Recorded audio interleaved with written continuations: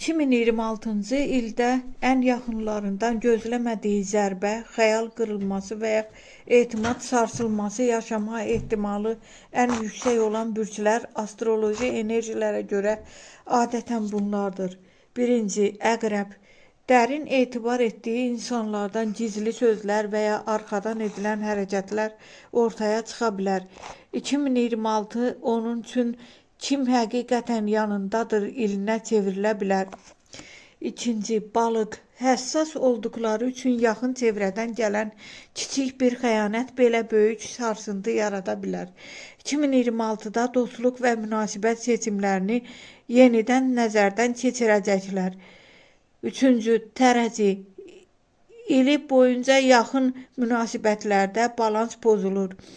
Tərəzi ən çox güvəndiyi birinin verdiyi qərar və ya davranışla xəyal qırıqlığı yaşaya bilər. 4. Qoç.